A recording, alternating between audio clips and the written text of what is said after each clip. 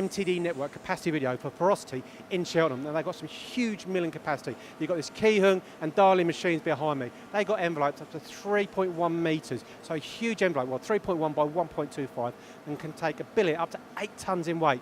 Great example of some of the work they do is this injection mould tool. So you've got some great material removal here, drilling, tapping, slotting. So that's a nice intricate part on a big component, but also this huge base plate. Now that just gives you an indication of the size of the envelope. So anything like this, Ferrositi in Cheltenham.